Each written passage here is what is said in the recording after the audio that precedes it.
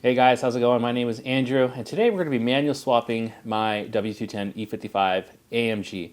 We're going to go over the removal of the automatic transmission, but that's going to be a time-lapse video with some voiceover just because I don't want to spend too much time on that. And there's plenty of videos on removing 7226s / documentation in general. However, there's not really a whole lot of video content / documentation on the installation of the manual transmission into the W210. Now, I want to give a huge shout out to Kyle Jaworski as well as Anderson on YouTube and Instagram and on the forums, as they're very well known for having manual swapped several cars, and they've documented it pretty well. But I haven't really seen a whole lot of videos on retrofitting this transmission into the W210. Like, I want to preface this, I am not a professional at all. This is a hobby for me. And so, things that I do, might make you cringe a little bit, but just bear with me. If you have suggestions on how to do things better, feel free to say that in the comments. And this process is going to change. This is just sort of the best that I can do with the knowledge that I have. And, in a couple months or a year or two, there's going to be 20 different ways to do it. And 100 different people are going to have better, techniques on how to do this more efficiently or better or whatever. So let this just be a baseline for you if you're trying to research this process, and then go from there. So without further ado, let's get into it.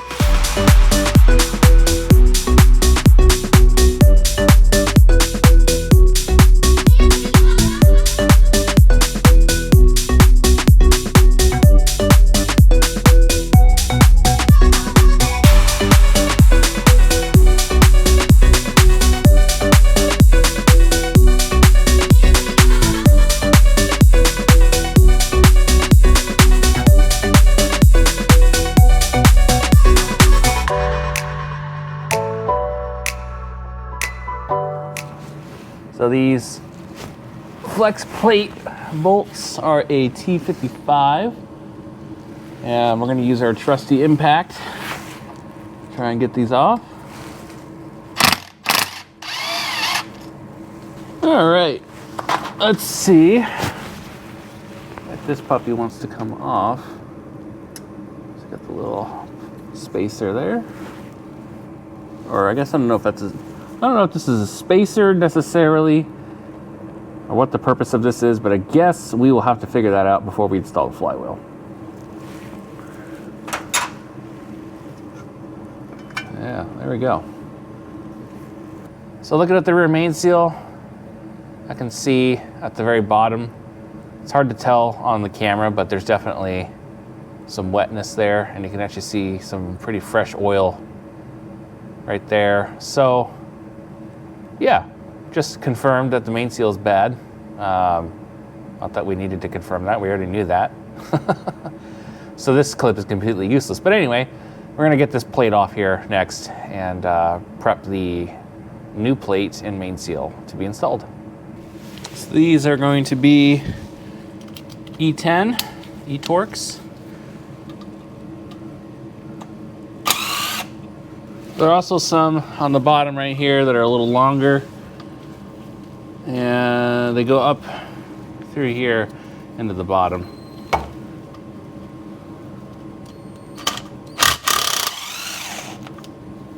All right, got the pry tool. Let's see if we can get some movement. Hey, look at that. She's out. All this RTV is definitely hardened. Some of it's still soft, but most of it's donezo, which is to be expected. And that's why we're here. Well, if you can't tell by the tools on the table, we are not installing this main seal the way that Mercedes would want us to do it. We're going to be using a piece of wood and a hammer. This is our new main seal, and this is what it looks like. So it's going to go in like this. Actually, we're going to get rid of that. It's going to pop in like this. And the idea is that we just want to apply nice, even pressure. And the reason why I'm doing it this way, and I'm doing it now, is that way if I mess this up, I can figure something else out, see if I can buy the tool or borrow it from somebody. But for now, I have 3 extra main seals. So this is just how we're going to do it.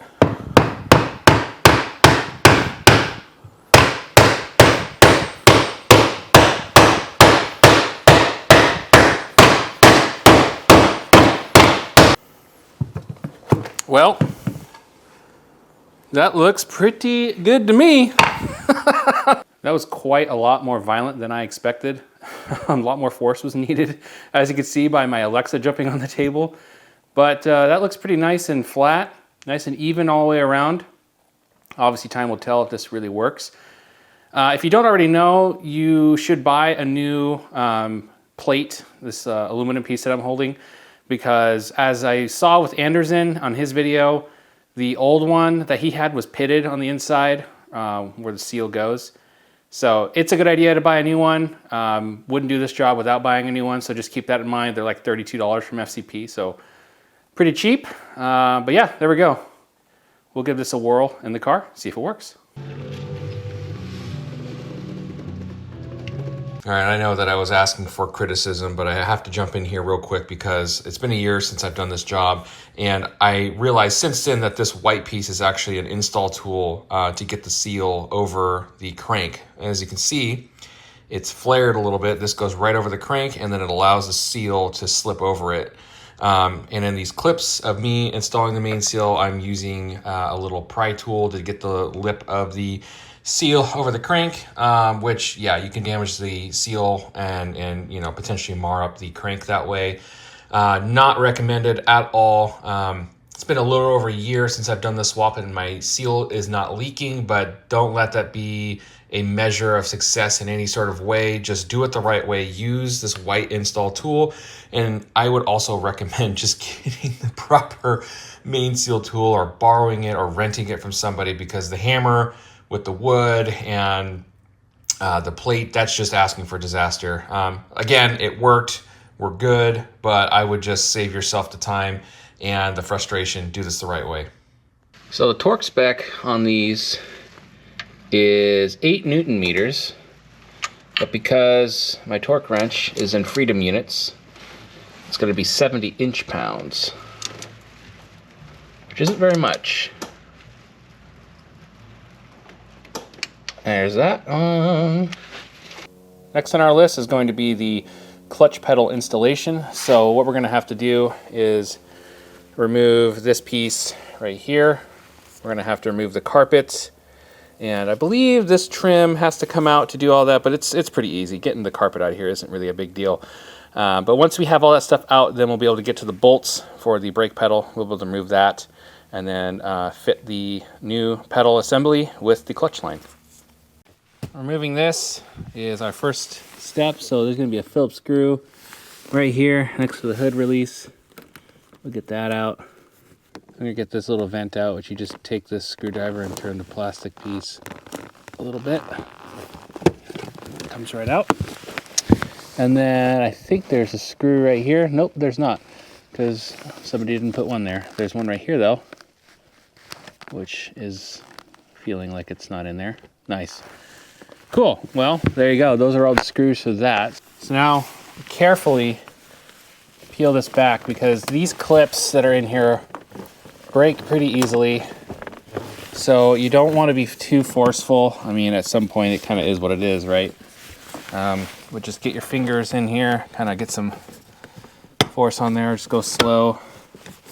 Let the clips come out however they want. And pull forward on that. There's a little lip right here, if you see that. So you kind of pull forward on this to get it out. And then right here, pull out and down. There we go. And there's that. So then get the ambient light unplugged here. And then for this, so what we want to do is unscrew it. There's one screw holding the hood release in. You just gotta get it out. I don't know if you can see this very well, but you see how that cable is sort of in that channel? You just gotta get it around and out like that. And then this comes out. Boom. Awesome, I'm glad I was able to show you guys that. So this should pop out. However, so there is supposed to be a retaining nut right here. It appears that mine is either broken or missing, but that would have been the last step. But now we can just pull this thing out of here. All right, now we're gonna remove the gas pedal, which is just some 10 millimeter, some plastic 10 millimeter nuts. think I typically use a ratcheting wrench. All right, and now, just like that, our pedal is out of the way. So we're gonna get this little panel off here, which will get out a little pick, a little Phillips screwdriver right there, or Phillips screw, I should say. We're using a Phillips screwdriver. So now we can remove this trim piece right here. Kind of sometimes takes the door seal with it. So we'll get the door seal out of the way. Like that. Just out of the way. And now we can remove this little panel here. Like that. And of course we're going to find a place to put everything so we don't lose anything. That would be a shame. I'm pretty sure that's all we need to remove the carpet. Of course, I wish I would have moved my seat a little further back before disconnecting the battery. That was a misstep. So keep that in mind. Maybe move the seat back before you do this. So typically these are glued in. You know what? I'm going to reconnect the battery because this is getting ridiculous. Okay, seat is moved back. And now I feel much better about this. Yeah. That's way better. Nice. All right. Cool. Now I'm going to do just a quick look-see-doodle. As you can see, that right there is the grommet for the clutch fluid line. And I'm going to try and figure out where our clutch line goes out of the firewall. Is it right here? Or do we have to drill a hole? Okay, I'm guessing we'll need to drill a hole.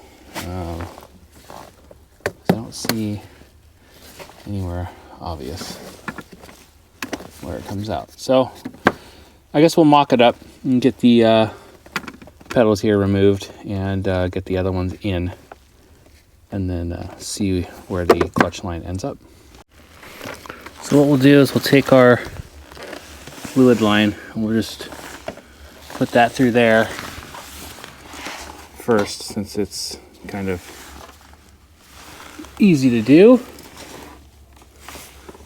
I got this clutch line. I actually forgot to get the one from the Crossfire. So this one's actually from a C230 manual. And it should be all right. So there's that. Let's go to the top side, see where it ends up. I can't see shit. Oh, is it right there?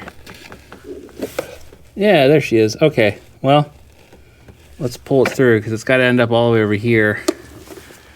I have my doubts about that one. Yeah, that's too short. It pulled right through. Well, actually, it might not be too short. I might just need to renegotiate that one. Let's see here.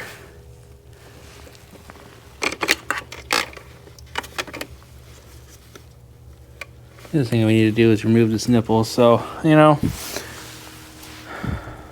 let's start there. Let's get this line hooked up here to this nipple and figure out if our line is too short or not. I went ahead and removed some of the fluid, and I'm going based off a purely educated guess that we can get this off with some pliers, maybe. I honestly have no idea. Maybe not. Maybe, let's see how convincing the flathead is. I do have an extra reservoir, so if we need to do some experimenting, we can. That's like fused on there. I wonder if I just need to cut it. I don't know. I don't really feel good about putting the screwdriver on it, though. I can tell you that much. All right. Might have to call Batman in on this or something. So for removing the pedals, I'm not really going to film this because it's a little hard. But essentially, we've got one 13 mil on that side, and then one way up there, if you can see it. It's right there. And then there's a pin that we have to pull for the brake pedal. And then we disconnect this little brake switch and she should come out. So I'm gonna do that off camera real quick and I'll be right back. So I wanna make a note that the brake switch is different. This is the one off the Crossfire. As you can see, that's what the connectors look like, but the one off the E55 looks like this. So I swapped those over. The other thing that I wanted to show you guys is how this looks. So yeah, up there, you're gonna have those two 13 millimeters right here, and then there's one 13 millimeter up here that's hidden. So I'm gonna get this thing run up in there and bolt it in. I just spoke to Kyle, and basically I'm supposed to cut this with a sharp blade. So that's what we're gonna do. And it looks like some brake fluid's gonna come out. Oh, not very much. I'm gonna get a napkin or a towel. All right, well, we're just gonna keep slicing and dicing until we get all the way through.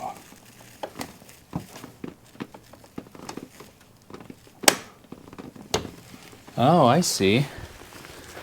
So basically, that is the nipple. That's the ridge in which the hose attaches to. Okay. There we go. Okay. So that makes a lot of sense. I'll try and get the hose, the clutch line hose, and show you guys what I'm talking about. But essentially, you know, this hose is going to go right on here. Like that. Yeah, okay. Well, there you go.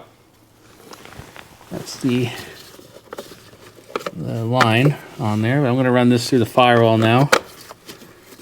Get it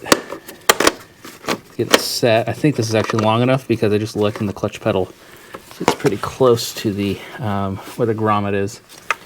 So we're just going to push this through and then go to the interior. 3 hours later. Got the clutch line run. Here's some things you're going to want to consider before you do that. That line is exactly the right length that it needs to be. And what I discovered is that if you run it through the firewall first, or sorry, don't run it through the firewall first, that poses an issue because of the way that the grommet is poking out. So what you want to do is run it in first to where it's just poking through, then get your pedals installed, which is pretty straightforward. And then from the outside, you push the line on. I don't know if you can see that. It's super hard to see. But you push it on, it lines up with the little nipple, and you push it on. And then once you get it on there, then you put it on the reservoir. So that's a lesson learned. So now I talked to Kyle, and basically the route that we're gonna go for the clutch line is gonna be through the e-brake hole right there. I have a feeling we're gonna need to bend this line a little bit, particularly where it goes into the master cylinder, but that's what we're gonna do next. I think we're gonna take this one off. At least try to. Might be difficult. Yep, there we go. So this little, you know, janky end is the one that goes out to the transmission. So that we're gonna try and fish through, see if we can get it through. I don't know if we need to use maybe a screwdriver to get it started. Give it a little entry. Oh, and by the way, all this stuff was covering this hole, so I had to remove it. You want to be careful though, because this is covering an electrical connector. I think this is just plastic, but keep that in mind. I'm not actually sure 100% why that's there, but you probably don't want to remove it. So keep that in mind.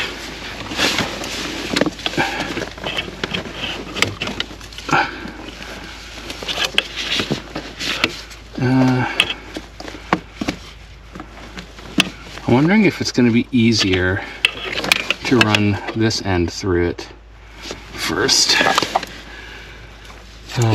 Yeah. I might go down underneath the car and see if I can see a way to get it through the other side. Oh, this is great. So this is where that grommet is. So I think we might have better success running it through this way. Although I don't know how we're gonna get the room. We might be able to use a screwdriver and fit it through that grommet. So I'm gonna go get a screwdriver, see if I can't get enough room through here to get that piped through. I'm wondering where, I wonder if it comes out here normally. I'm trying to figure out where it would normally come out. I have no idea.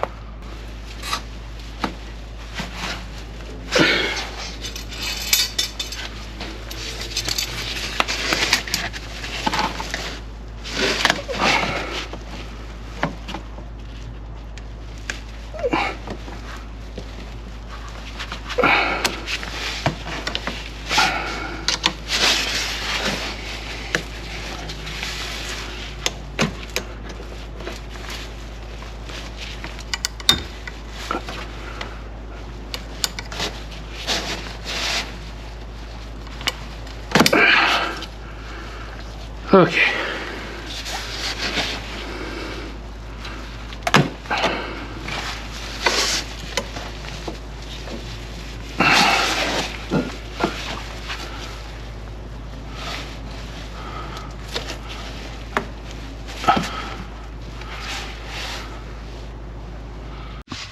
All right, I managed to get it through the grommet, and now we're home free.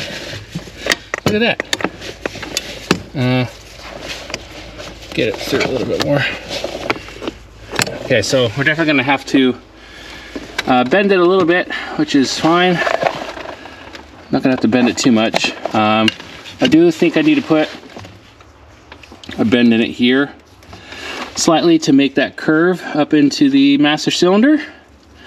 But yeah, I think that going through the e-brake boot is not a bad idea. But I'm gonna bend this pipe, or this into shape, at least as good as I can, and then we'll move on to the next project. This is what the line looks like coming out of the e-brake grommet. It's not perfect right now, but at least we'll be able to bend it and get it into the spot that we need it to be. And I'd say maybe next time I'll have to learn how to make my own line, because I think a custom line would be cool. Probably be better in this situation, but this will do. I'm pretty happy. So the next thing that we're gonna do is install the flywheel. So let's take a look at it. This is the part that I'm most excited about, because this is almost like a piece of jewelry. This is a single mass 260 millimeter clutch and flywheel from the Kangaroos team in Bulgaria. As far as aftermarket options go, you can also go with Rennsport Factory. They have a nice single mass conversion. It's quite a bit more expensive, and I'll show you one of the reasons why it is more expensive. So let's take the pressure plate off here. This is just a Luke clutch and pressure plate, nothing special, but look at that. This is obviously billet aluminum. It is gorgeous. There's already the, I think you call this the pilot bearing, correct? I don't know for that for sure, but it's pre-pressed. But I'm gonna flip this over, and you're gonna see what I'm talking about here. So as you can tell, there is no starter ring, and there's also no tone ring for the crank sensor. The idea is that you take your flex disc and you bolt it together like this. And it lines up right there. Cool. So that's the idea. You use your stock flex plate with this flywheel, and they sandwich together. Kangaroo's team does send you hardware for that, and that's your conversion. And that's why it's, I think, well, one of the reasons why it's cheaper than Rennsport Factory, because Rennsport Factory, you know, they mill all of this, the tone ring and the starter ring into their flywheel. But honestly, like, I saved about $600 going this route, and I got a nicer clutch as well. So I'd say this is definitely worth it. They test their clutch and flywheels on an SL55 drift car. They've had great success. Anderson runs this on his cars, and he's had great success. And there's some other people in the E55 Swapped Facebook page that run these as well. So I'm really excited about this. This is actually a cheaper setup than going with the stock dual mass and clutch. Because I think when I was pricing those out, it was about $1,400, $1,200 to $1,400 range. So I saved a couple $100, and I get a lightened flywheel, and it's cool. So yeah, let's get this in the car. One of the quirks with using flex plate with the flywheel is that you don't have a torque converter bolted to this anymore. And what does that mean? Well, now these rivets are the only thing holding this ring that starts the car, right, to the crank. And those rivets supposedly won't hold up. So Kangaroo's team sends you with these bolts with washers and nylon lock nuts that we put through, and bolt them together. That way these are essentially holding the flex plate together. So we're gonna go ahead and do that. So I have a plan, and it involves putting the flex plate, which I didn't bring down here with me, because why would I do that? That would be way too smart. So I have a plan, and my plan is to get the flex disc up here and mounted, or at least, you know, put on here and indexed with a dowel pin. Okay. Now, second plan is I'm going to put the flywheel up there and put a bolt in it, but without Loctite, because I'm going to re-Loctite it, but I just need it to hold in place. And this is the length of the stock bolt, flex plate bolt. And here's the bolt that you get with the kit. So it's quite a bit longer to account for the thickness of the flywheel that gets sandwiched. So without further ado, the flywheel has two different index holes, which is helpful. So we just got to get it aligned. Just thought I was close. There we go. Okay, and then do that, and I'll get a bolt started somewhere. Get it in there so that way we don't get any movement. All right, so let's see. I just looked up the spec. 80 Newton meters on these flywheel bolts, which is 60 foot-pounds for my Yankee friends. We're using a little bit of Loctite on these, not a lot. Oh shit, I gotta open this thing. All right, I had to switch to my phone because my freaking GoPro keeps dying. It's cold out here. Anyway, so originally there was a spacer on the flex disc, which I'm not using. I don't think I need it. I don't see why I would need it. I did contact Anderson to see what his opinion is, but yeah, I don't think we need it. I'll show you what that looks like here when I go topside. And here's the spacer in question. I just confirmed with Anderson, you do not need this when you are installing the Kangaroo's team flywheel. So glad my instinct was correct on that one. Cool, wow. That just looks so good.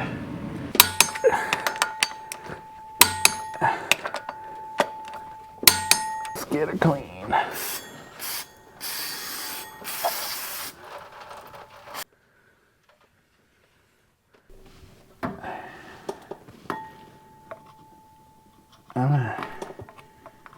There we go. Try to get the pins lined up.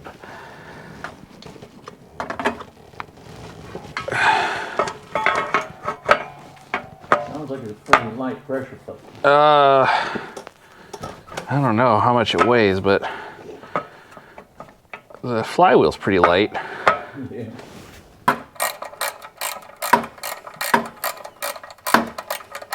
So I had to remove the camera because it was getting in the way, but we got the clutch and pressure plate on there, and torque spec on those is 25 Newton meters, or is it 24? 24 Newton meters, which are about 18.4 pound-feet in freedom units. And flywheel was 80 Newton meters, or about 60 pound-feet in freedom units. So yeah, now we're gonna get the transmission up in here. That's the next step. I'm kind of excited. So let's talk about the Chrysler Crossfire shifter assembly that I have here. It is a little too long to fit in the 210. If you try to run this shifter as is, you won't be able to have your center console installed, which is, you know, a little bit less than ideal. So the solution is pretty simple. Shout out to Kyle Jaworski for this idea. Seemed to work for him pretty well, and it's a relatively easy modification. If you take this mounting hole right here and you screw it into this mounting hole, it's about the perfect length. Now, how do you do that? Well, essentially we got to unbolt this top bracket from the bottom bracket here, and then we got to cut the excess off. We're going to cut the whole front of this mounting point off, as well as that side, and then we're going to cut the bottom one as well, to where basically we can sandwich them together. The other thing that we have to do is modify this shift rod. So essentially this pin right here will end up in this hole, and obviously we're going to have to cut this piece here as well as this piece so that way they sandwich together, and then we're going to have to drill another hole through the top one, and we'll sandwich those together with some bolts, and that should be it. So of course my calipers died, but if we measure this real quick, the difference is about an inch and a quarter, maybe inch and a fifth is about what we're looking at. Now if we look at the mounting holes for the shifter, it's not quite the same distance. I think we'll be fine. The shift knob will just sit a little bit further forward than it otherwise would. I don't think it's going to be noticeable though. So these are going to be a T30. I'm also going to be surprised if I get these broken loose. Oh, actually, I think I might have gotten that one. They're pretty tight, and I don't really know why they're so tight. Might have to put some heat on these, to be honest. I'm just gonna put a little heat on these. Of course, as they say, don't do what I'm doing at home, putting heat on the old wood bench here, you know. That's just how we do it. I don't think it's gonna need a lot of heat. Yeah, it's a little better. Now that we have all the bolts out, let's see how much this fights us coming apart.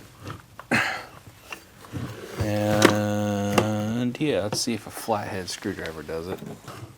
Oh, that's cool. Well, don't do that.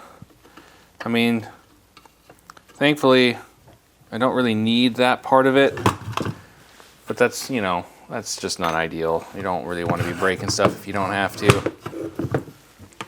Let's go from this angle.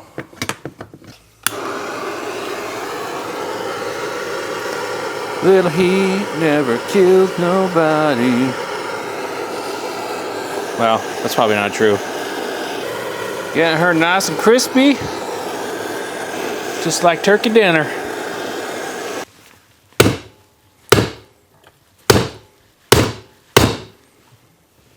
I think I got a little bit of movement. Yeah, she's coming out. She don't want to, but she's coming out.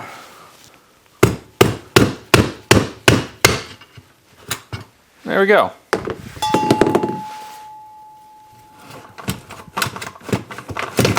Cool. Yeah, not sure why that other side was so hard, but there we go. Something to keep in mind is that those pins are, I don't know, crimped or squished. I don't know what the term is that I'm looking for, but they're They're not bolts, and essentially we're going to have to cut them out with a little Dremel. So just keep that in mind. I'm going to do that real quick, and then we're going to go to the store and get some hardware so we can bolt this back together. Well, today's been a learning process. As you can see, I managed to bend this a little bit out of shape. Definitely fixable. And also I tried grinding off the pin right here. Come to find out, the pin doesn't really go all the way through. There is a thicker section in the middle. So you can grind these edges off, but in reality, the pin's still not going to come out. And so I had to drill them out. And of course I had to go and get a new drill bit because my other one doled up. So we got a new one. But anyway, what I'm going to do now is I'm going to cut the bracket right here on both sides. And then on this one, I'm going to cut somewhere in here. I'm not sure. I'm going to measure it first, but I'm going to cut somewhere in here. And essentially, this hole right here will end up here. And then we're going to drill a new hole right here and stick some bolts through. And that's going to be how we shorten this shaft. So here's the two rods cut to size. And basically what I'm going to do now is stick this rod through here, get it lined up, and then I'm going to mark this hole that we can drill a hole through the other rod. Just center punch this.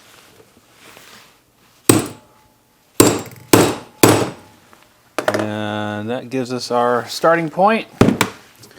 Go ahead and drill a hole through this, so let's have some fun with that. There we go, right through my table. Lovely. What I'd call a shortened shaft, but you know, there's quite a lot of play in here. I'm gonna see if I can get rid of some of that, because I'm not super stoked about how much play there is. Let's see what we can do about that. Here's the deal. I tightened this thing up a little bit.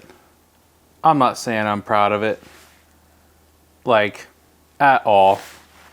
But it's a lot stiffer than it was originally. So, we're calling that good enough. Don't follow my advice. I'm not a professional. I need to seek professional help myself after this project. So, anyway, moving on. Here is the finished product. I went ahead and cut the front tab off of this as well as the bottom tab off of this. And yeah, put the back screw where it once was into the front screw position. And here's our shortened rod right here. On to the next project. I'm going to go ahead and attach the shifter to the transmission. We're going to want it on there for when we install everything. I'm thinking now's a good time just to put the shifter on the transmission since we're going to want it on there before the transmission goes up into the car. So I'm going to get this clip up right here. Pops up and then pulls out like that. And then you've got this ball on top, which our shortened shift rod fits on. And then you have this other one right here. I don't know if you can see that. That the cable goes onto. It's pretty obvious. You really can't mess this up. Of course, I'll find a way to do it, but that's on like that. Oh, shoot. Did I put this? Oh, dang it. This rod actually goes on top of this bracket here. So I need to fix that real quick. Stand by. Like that. And then push this down until it pops like that. And then this rod on the side clips in. And like that. There we go. Oh, forgot. We actually have to bolt this box to the side of the transmission, so we'll flip it around and show you guys that as well. It's just 3 Torx bolts that hold this pod on here. We'll just pop this plastic cover off. Like that. Get that on that side. Down here. Okay, so now we can put this cover back on.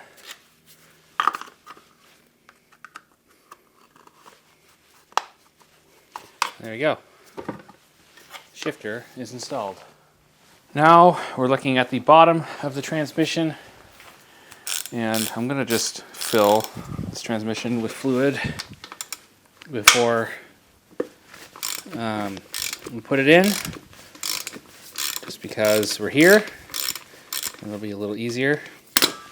I'm only pulling this drain plug just to check it. I pulled it to drain it at one point, and I'd like to get all the metal shavings that are on here off, and then we'll put it back in, put the transmission on the other side, get the fill plug out, and put about 1.5 liters with the oil in it.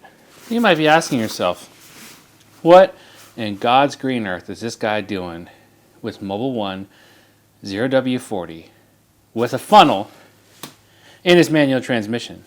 So I was searching through the forums, and some people mentioned motor oil, and I thought that was pretty interesting. And there's a lot of conflicting views on what oil to use, and Penison, Synchromesh, or Valvoline, or blah blah blah, Pennzoil, all this stuff. But one thing that kept coming up was Mobil 1 0W40 synthetic, and I talked to Kyle Jaworski again, who I've mentioned before. And he's been running Mobil 1 0W40 in his swap for 80,000 miles, and he's been fine. So, yeah, we're going to try it out. I'm going to try and measure out 1.5 liters. So, I think I got to go down to, here. So, yeah, that's what we're going to do. I'm going to fill it up with about 1.5 liters worth of Mobil 1. This feels wrong. This feels very wrong. But it's apparently so right. So yeah, in goes the motor oil. Okay, so now we're taking a look at the master or slave cylinder / throwout bearing. So the way that these work, actually I have a brand new one here. Sits in here like this.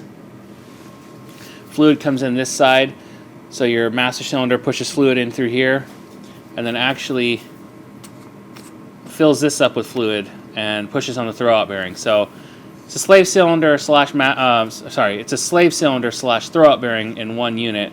$150, which is, kind of spendy, but we're already here. We might as well replace this because I definitely don't want to do it again. So, trying to think smart here. Oh, we actually have to pull a clip. So there's a clip right here on the other side of the transmission that you need to pull and get the line out. So I'm going to do that on this side right now. All right, here's that clip I was talking about. Just pull that out. I think these are going to be E10s. Yeah, E10s. So we'll get these off real quick. Right, let's get this.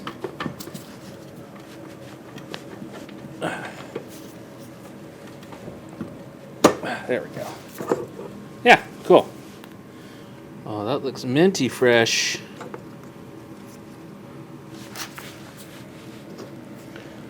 There we go. Yeah, that looks great. I mean, not that it's about looks, right? But it does look good. It's come time to remove the center console. To get the shifter off, there's a little ring on the bottom of it. You twist this way, and the shifter will come right out. Or the shift knob will come right out. Of course, I say that, and now it's gonna fight me.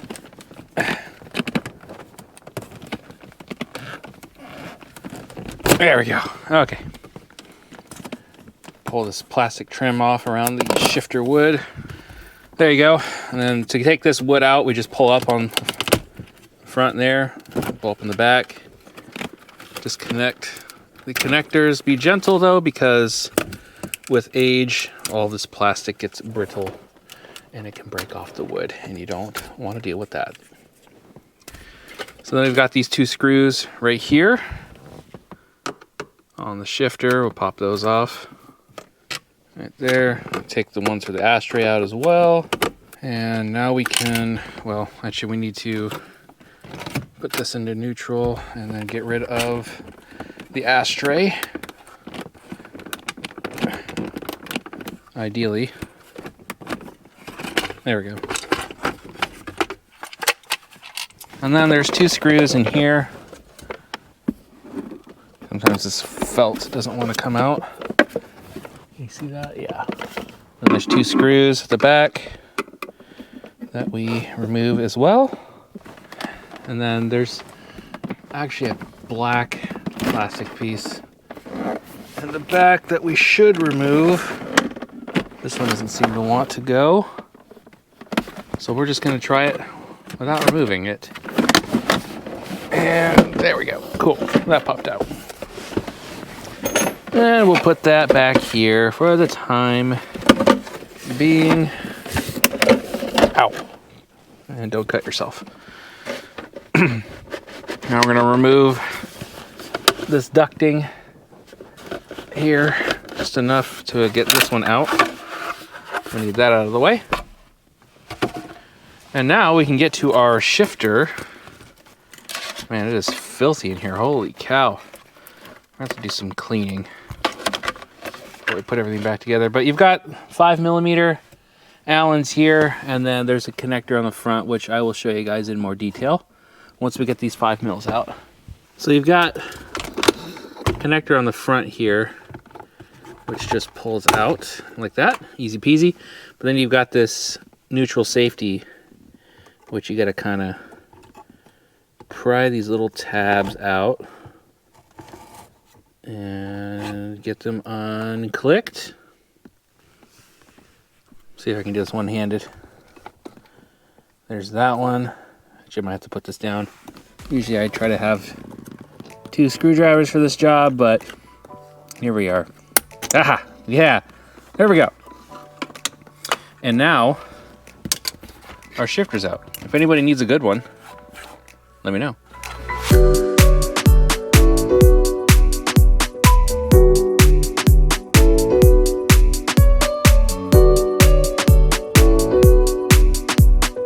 Well, I got the transmission all the way up, and I was starting to bolt it in, but it didn't want to go in on one side, and that is the reason why. The dowel pin is stuck on that side, on the driver's side.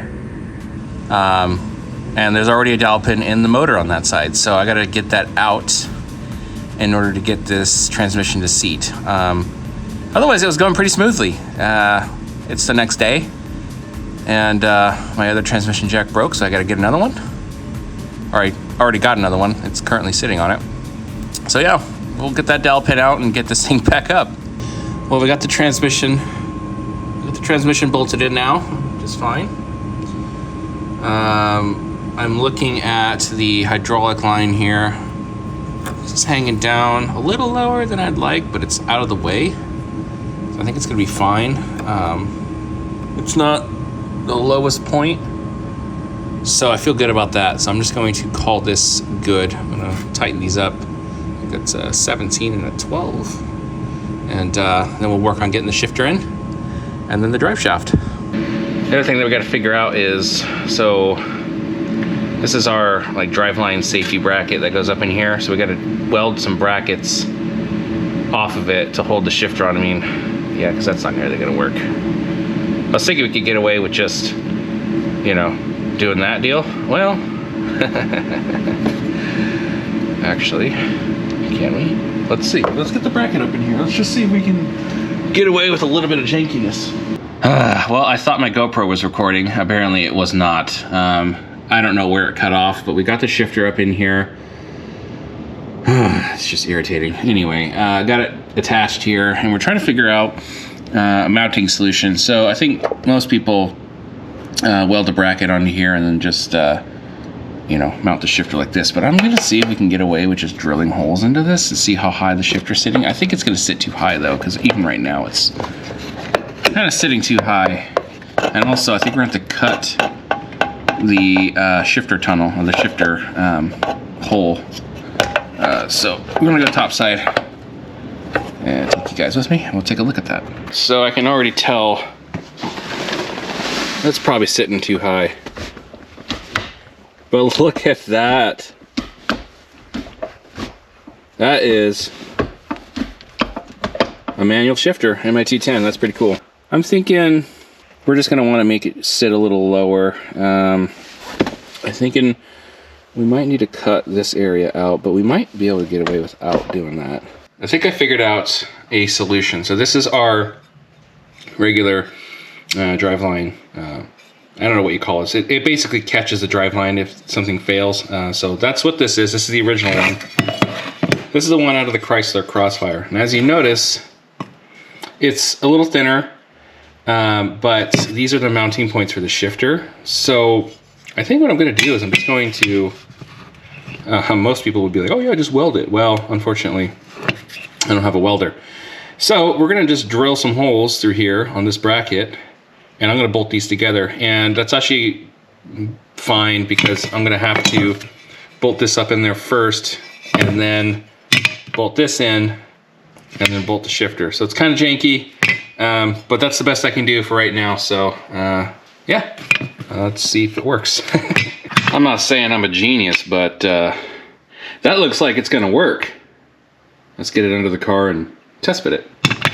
So I had to drill 2 new holes because the ones that are out here that I was planning to use actually hit the mounting point for the other bracket. So I drilled them in a little closer. I'm going to use different bolts. These ones are a little too short, so don't mind that, but this is just for test fitting. But it fits. It looks pretty good. I'm going to go up into the cabin and see how it feels.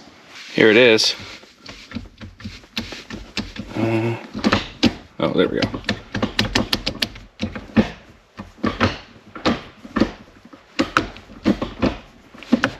That's all the gears, and then reverse. Let me get to reverse. Yep, there's reverse. It's not my favorite feeling shifter. I can tell what people are talking about. It's definitely going to get replaced. I can tell you that much. But yeah, I think that's going to work.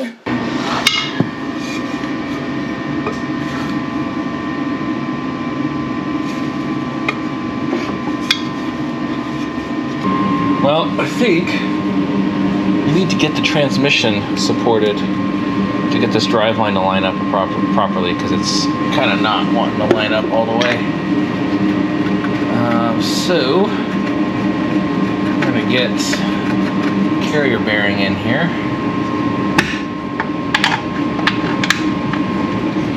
That's kind of the last piece of the puzzle is going to be figuring out the cross member, because we'll have to drill some holes in it, some wider ones. It's not a big deal. Should be pretty easy. So probably right there for now. We'll do it. So I got this cross member up, and the back 2 holes line up, but then these are where the holes are for the other ones. I think I'm just going to do these 2 because I don't think I'm going to be able to get a bolt here. And the original cross member only had 2 anyway. So yeah, I'm just going to try and drill some big holes and file them out maybe a little bit and see if that works. Here's what we've done. As you can see, the shifter is mounted. We took the Crossfire bracket, drilled some holes in it, drilled some holes in the 210 bracket, and just sandwiched them together. And then obviously the shifter bolts right into it. Looks like the arm is at a good angle. I don't know if you can see that, but it looks pretty straight up and down. The other thing we did was mount the cross member. As you can see, we had to drill some holes. These back ones line up perfectly. The 2 front ones don't, so you have to get those holes a little bit bigger to get the bolt to fit through. And what I did is I just took a die grinder and just slowly grinded it away. This bolt I'm not super happy about because without the washer. I think what I'm going to do is take one of these bolts and just grind the washer out. That way there's at least a little bit more surface area. I think this would probably be fine, but I don't feel too good about it. Those 2 I feel fine about. One thing I don't want to forget is the ground strap. I need to do the ground to the transmission. But yeah, we're all set. I'm gonna get the driveline in here bolted. I don't have it. That's 1 bolt, and they're just holding it in, but I still have to bolt it up. But yeah, there it is. What I did notice is it sticks out of the shaft a little more than the stock driveline does. Not super stoked on that. I don't know if anybody else has experience with that, and if that's what it's supposed to be like. I might ask a couple of people and see what they say about that, but I can actually take this jack out now. The engine and transmission are totally supported now. But yeah, it's coming along. It's getting late. Pretty tired, but that's not going to stop us from bleeding this clutch, is it? Does that work? No. I'm just going to free ball it. Famous last words, right? This is some Penison. What is this? Super .4 from FCP Euro. Oh man, I am just winning today. And is that good enough? Yeah. Plenty to get us started. Now I need some help from my wife or from somebody else who lives here to help me bleed this clutch. Look at that. We got bubbles coming up from the clutch line, so that's good. I'm just gonna keep this topped off as much as I can. And then what I'm gonna do is I'm gonna use my, I've got a little vacuum tool from Harbor Freight that we're gonna use. So yeah, we'll do that first. There's the tool in question. I've got it set up on the bleed nipple on the slave cylinder there, and then you just basically, sorry, this is really bad, go like this until you get fluid. And we're gonna have to go out there and check our fluid level every once in a while, but yeah, we'll do this for a little bit. All right, it's Andrew from the future because I'm really bad at verifying that my camera is recording, but I'm going to talk about the bleeding procedure. So basically that vacuum tool didn't end up working. So I had to do it the old school way. I had my wife in the car pumping the clutch. I had my father-in-law topping off the fluid as it would get low because that clutch line sits kind of in the middle of the brake reservoir, so it runs out really easily. And then I was at the bottom with a wrench, opening the valve and then closing it, and then opening it and closing it. And it took, probably a solid hour to get it bled. And then I found out that the easiest way to do it is to push the fluid up from the bottom, because essentially like bleeding out that slave cylinder is the difficult part. But if you push the fluid from the bottom, it fills up that slave cylinder first, and then it, comes up through the reservoir and you bleed it in like 10 minutes or less. So yeah, that's a top tip. I apologize for not recording that in the moment. This is a year in the future, but anyway, that's what we ended up having to do to bleed the clutch. I also wanted to show you guys what I had to do with this heat shield. So because of our little creative bracketry here, the heat shield was actually hitting, so I had to cut it out. Not much, and to be honest, I don't know if we necessarily need it because we're not running catalytic converters, and I know that the secondaries sit right about there. I think that's the reason why the heat shield is here, but doesn't hurt. Everything else is buttoned up in here. Drive line's tightened up. Oh, I want to point this out too. The ground cable right here. I just have it running to that spot there, which is the exhaust hanger or exhaust mounting points, which I don't think we're going to be able to utilize because I think they're too far back. If we can use that mounting point for the exhaust, then I will reposition the ground, but I think that's going to be a good spot for it. So we're at the point where we can start the car now, but before we do that, we got to talk about the electronic shifter. So I dissected one. This one had a bad neutral safety lock on it, so it was already kind of dying. But basically, you need this in order to start the car. At least I think you do. Some people have said they've gotten away without these. Some people say they need them. I'm thinking it's a ME2.8 versus ME2.0 issue.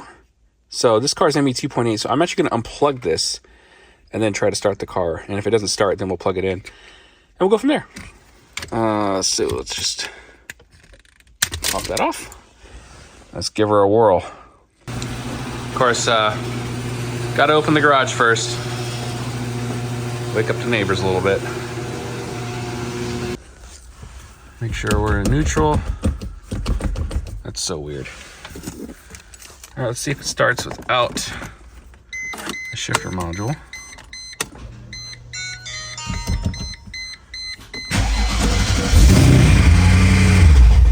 Well, that sounded good. What was that noise? Try that again. That was a weird noise.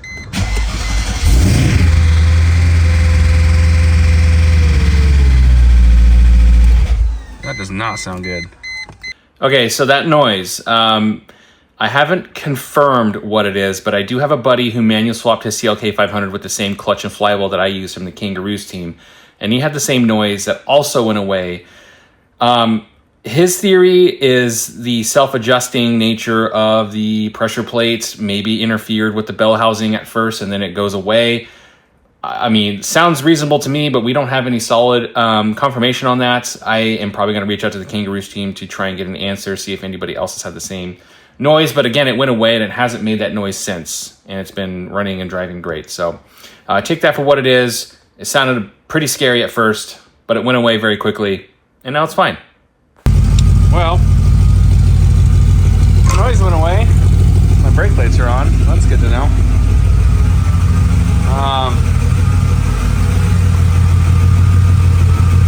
Yeah, I'm gonna be real. I don't really know what that noise was. It sounded like a clicking, and now it's gone.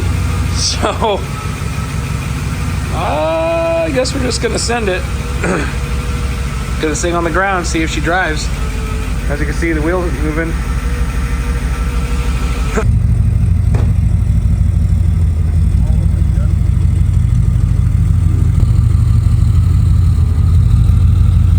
Sounds good. I had some tables in the way. I thought I wouldn't go in reverse. Yeah. Well, there's some wires hanging down and such. Where? Underneath the where the brake pedal and stuff is down there. Yeah. The clutch pedal. All right, hop in, loser.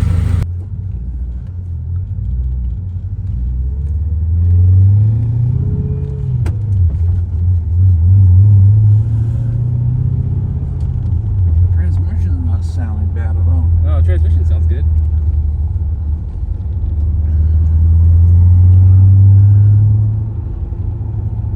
Shifters, not great, but a lot of people say that this is sort of the worst part of this transmission.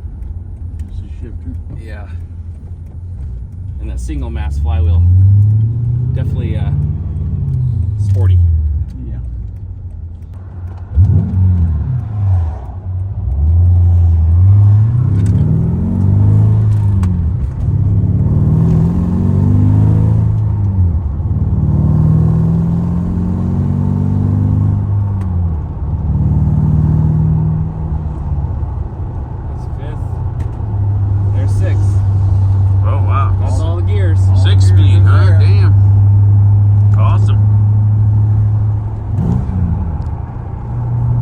Rev's a lot happier too with that light flywheel. Yeah. That's a performance thing. Yeah.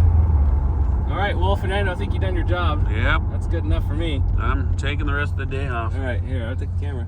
Well, I hope this video serves as a good baseline for you when you're doing your manual swap on your W210. It's been about 1.5 years since I've done the swap. There are some things that I want to go over in a part 2, such as ECU tuning, TCU controller, as well as some other little modifications I've had to do to make this more of a complete swap. I still don't have reverse lights, but we can discuss that. I have some working theories on how we can get that to work. But overall, it's been a really fantastic car to drive. If you're contemplating whether or not you want to get rid of the manual or the automatic, what I will say, in my personal opinion, is this car is a lot more fun to drive. It's more of an occasion to get into this car and drive it. And it's more engaging. I like being able to roast through the gears, select which one I want. It's a lot of fun. It does feel a little bit faster with the manual transmission. I don't know if that's a placebo effect or not.